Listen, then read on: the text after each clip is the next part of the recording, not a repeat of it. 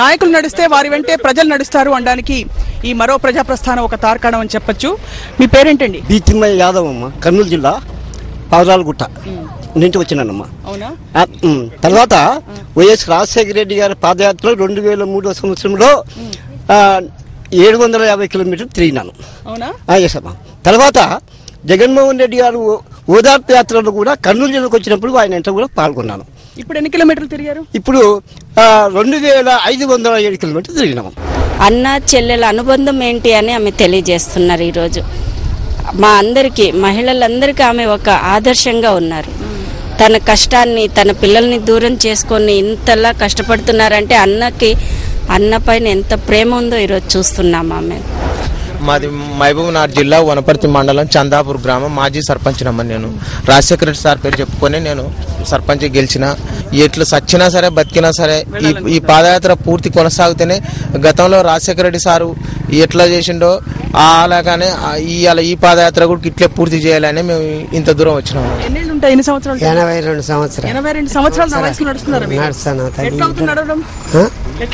నడుస్తాంది ఉలకాంగా ఉందేమో. I'm from London actually. My name is Davalgiri Babu. My native place is Tekkal in Srikakulam district. I am also working from beginning from Midpulipaya. నాకు అడిగితే రాజశేఖర రెడ్డి గారు పెట్టిన అన్ని పథకాల్లోకి the wonderful పథకం ఏదంటే fee reimbursement అండి. రాజశేఖర రెడ్డి గారు దేవుడి దేవుని బతుకుండి ఆ డెవలప్మెంట్ కానీ కంటిన్యూ అంటే ఈ రోజు నా చాలా బాగుంటుంది పరిస్థితి.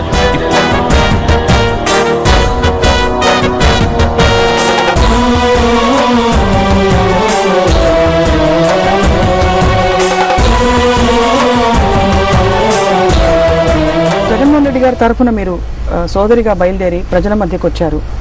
మీరు ప్రజలకు ఏం హామీ ఇస్తున్నారు? జగన్మోహన్ రెడ్డి గారి ప్రభుత్వం వస్తే ఖచ్చితంగా రాజన్న రాజ్యం మళ్ళీ వస్తుందని చెప్పి. కానీ ఒక ప్రశ్న మెదులుతోంది అందరి మనసుల్లో. ఏ హోదాలో మీరు హామీ ఇస్తున్నారు? జగనన్న సోదరిగానా, రాజన్న తనయ్యగానా, లేక వైఎస్ఆర్ కాంగ్రెస్ పార్టీ తరఫున? ఒకవేళ అలా ఇస్తూ ఉంటే హామీ, మీరు పార్టీలో లేరు కాబట్టి ఏ హోదాలో హామీ ఇస్తున్నారు?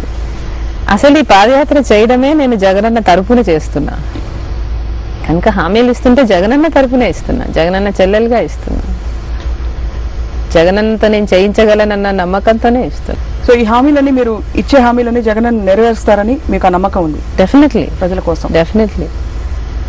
నాన్నకున్నంత పెద్ద మనసు జగనన్నకు ఉంది, నాకు తెలుసు, నేను దగ్గరగా చూశాను. డెఫినెట్లీ, నాకు ఏ అనుమానం లేదు. ఈ సుదీర్ఘ ప్రస్థానంలో మీరు నడుస్తున్నప్పుడు రాజకీయ అనుభవం లేని మీరు, ఎందుకంటే మీరు రాజకీయాల్లోకి రావాలని అనుకోకుండా వచ్చారు. ప్రత్యర్థులందరూ మాటల తూటాలతో మాటలు అంటూ ఉంటే మిమ్మల్ని కానీ మీ కుటుంబాన్ని కానీ అవన్నీ మీరు హ్యాండిల్ చేయడానికి మీ గుండె నిబ్బరం ఎలా వచ్చేది? ఏం చేస్తారు మీరు ఒకవేళ ఏమైనా మనసు కష్టం వేస్తే? నాన్నని గుర్తు చేసుకుంటా. నాన్నైతే బీ బ్రేవ్ అనేవాడు. ఏ కష్టం వచ్చినా అంతే, బీ బ్రేవ్ అంటాడు. ఫస్ట్ లైన్ అది వచ్చేది ఆయనకి. అన్నని అనుకుంటా, ఆయన కూడా అంతే. At the end of the tunnel see the light అంటాడు. గాడ్ ఈస్ దేర్ అంటాడు. అండ్ ఆఫ్ కోర్స్ దేవుడు ఉన్నాడు. God knows. ఈవెన్చువలీ వీళ్ళు ఎన్ని కుట్రలు పనినా, ఎంత కిందికి లాగాలని చూసినా, వీళ్ళు మర్చిపోతున్న విషయం వీళ్ళు మనుషులని. వీళ్ళు దేవుళ్ళు కాదు, వీళ్ళు కేవలం మనుషులు మాత్రమే. దేవుడు అనుకుంటే ఉఫ్ఫను ఊదగలడు, ఎగిరిపోగలరు వీళ్ళంతా. ఒకరోజు వస్తుంది. దేవుడు గుడ్డివాడు కాదు. మనుషులకే కళ్ళు ఉన్నాయి, మనుషులే చూస్తున్నారు ఈ అన్యాయాన్ని. It's not going in vein. దేవుడు తప్పకుండా చూస్తున్నాడు, దేవుడు తప్పకుండా న్యాయం చేస్తాడు.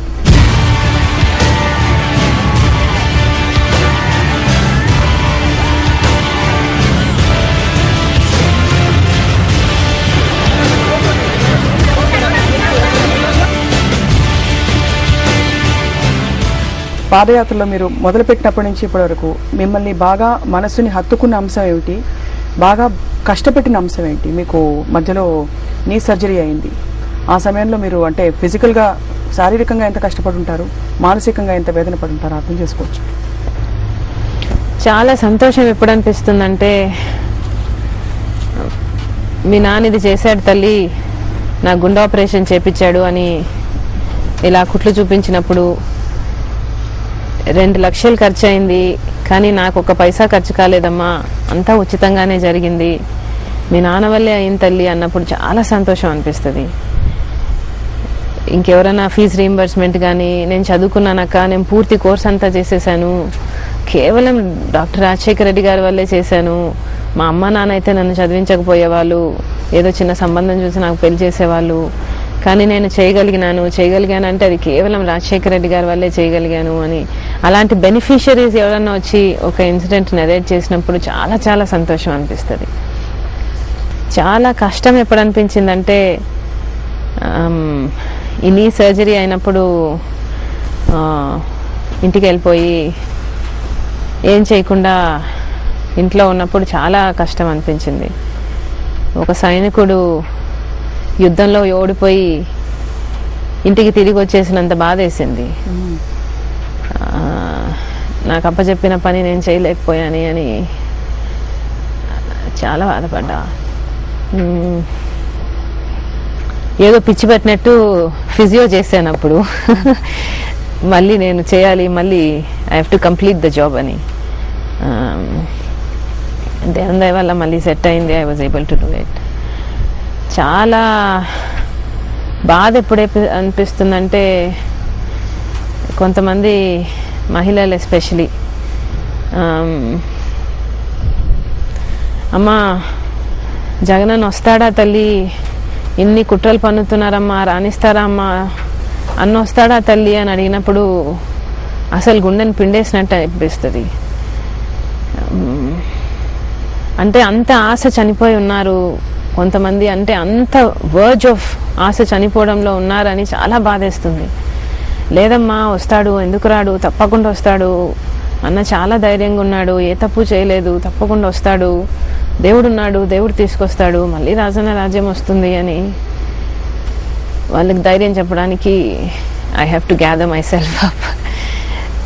Yeah, so those are some of the emotional moments.